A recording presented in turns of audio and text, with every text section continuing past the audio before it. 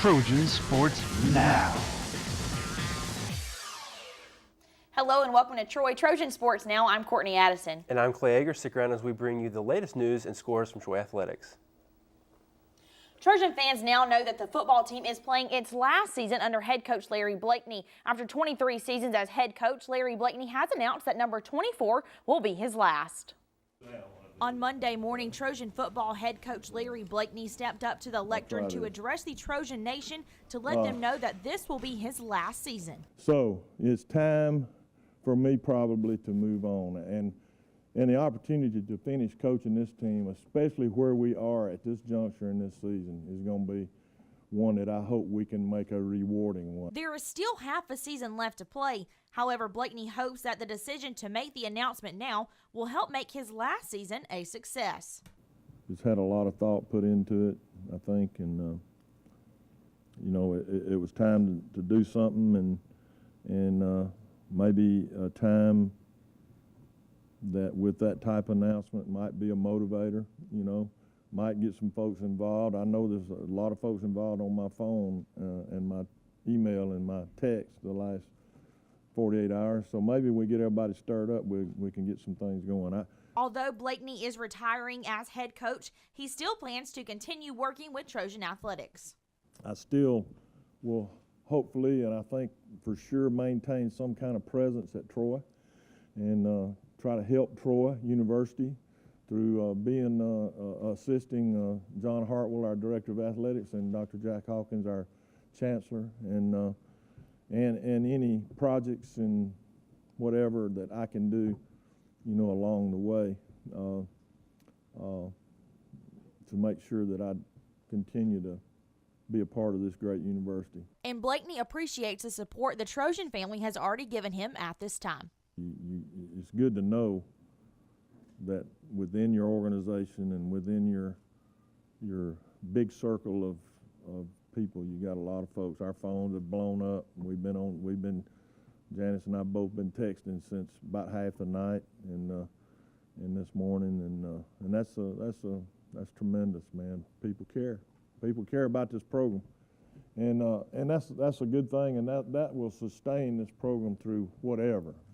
Larry Blakeney's been here 24 years, and he's moving on to another horizon in his life, retirement. Hey, the next guy here with the interest that the people have in this program will sustain whomever that is to greater heights. Head coach Larry Blakeney's announcement about retiring hit home with his players in lots of ways, from motivation for the rest of the season to how he has impacted their lives. Amy Austin gives us a look at the players' thoughts. With the announcement coming from head coach Larry Blakeney about his retirement, the football players now have an even greater force driving them for the rest of the season. And Mark Wilson feels that this will help motivate them. Part of it, yes, but a part of it, you know, we've been trying to motivate ourselves. You know, before the announcement about Coach retiring, you know, we've been trying to get things together within our team and our coaches. But yes, this is an extra boost. You know, hearing that Coach has retired, and you know, we want to make sure he goes out the right way. Actually, all of us. Blakeney means a lot to his players and has helped them grow by not only being a coach, but more like a father figure. It's helped me a lot growing up, and I made some decisions I probably should have made since I've been here, and he's always been there for me whenever I needed him, and I thank him for that, and you know, he's always there for people when they need him. Personally, Coach has helped me grow as a man. You know, as a freshman, I came and I left Troy, and Coach Blakeney, he took a chance on me, and you know, he's just taught me that, you know, once you're giving us a second chance or another opportunity, you know, take full advantage of it. And you know, he's part of the reason that I am who I am today. And even though the freshmen are new to Troy and Coach Blakeney, it's still hard for them that he's leaving. Maybe not as much, but I feel like since I've been here,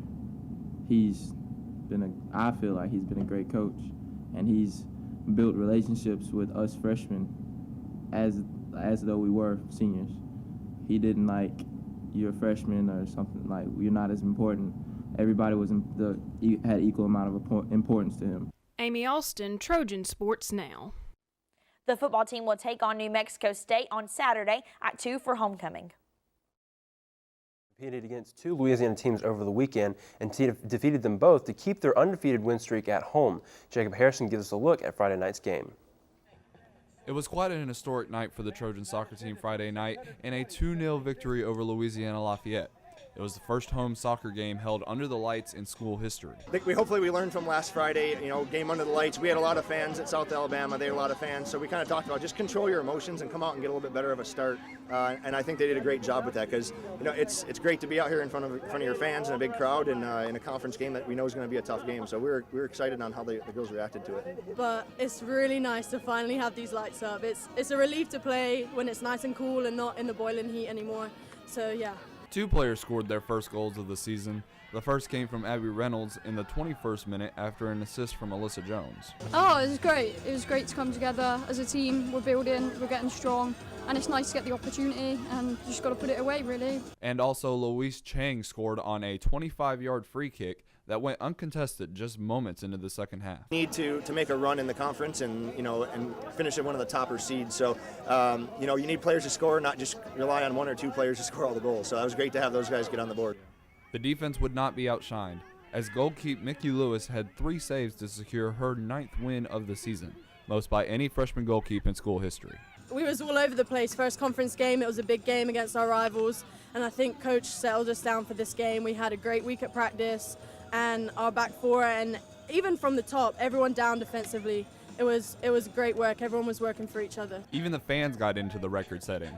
The Troy Soccer Complex held a record 620 people. Our support's been tremendous this year from the students and the faculty. So I think it's going to be a number we see continue rise, and I wouldn't be surprised if we break the record again in 2 weeks on our next Friday night game. Jacob Harrison, Troy, Trojan Sports Now.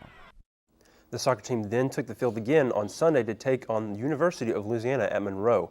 The Trojans defeated the Warhawks 2-0 after scoring 2 goals in the second half. Abby Reynolds scored both goals for the Trojans with assists from Alyssa Jones, Jasmine Farnbauer, and Natalie Melillo, and Annabelle Simpsons. Troy had 18 shots, 9 of which were on goal, and head coach Jason Hamilton said the support and weekend was overall great. Weekend to be at home, we've had a lot of success. We set a new program record for 10 straight wins at home. Both wins 2-0 this weekend. So again, 2 shutouts. Great crowd, 1,000 fans between the 2 games. New attendance record on Friday night, and then just to have the support come out on Sunday again was great.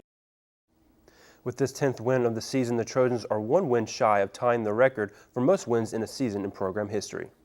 The cross-country team competed at the JSU Foothills Invitational on Saturday. Both the men and women's team finished in 4th place. Julia Ossendorf finished in 5th for the women to lead the Trojans with a personal best time of 18 minutes and 40 seconds. And for the men's team, freshman Cameron McCutcheon led in 8th place with a time of 27 minutes and 36 seconds. McCutcheon was followed by Sean Kent with a time of 27 minutes and 38 seconds. The Trojans' next competition will be in Tuscaloosa for the Crimson Classic hosted by the University of Alabama. Head coach Elliott Blount felt like the Invitational was good for his team. Went fairly well for what we were looking for. We were trying to fill in, the runners from 4 to 8 on both men and women's side, or 5 to 8 on the men's and women's side, and I think we did that. I think we have a very clear picture of who's going to be in the top 7 to 8, for their last 3 meets of the year.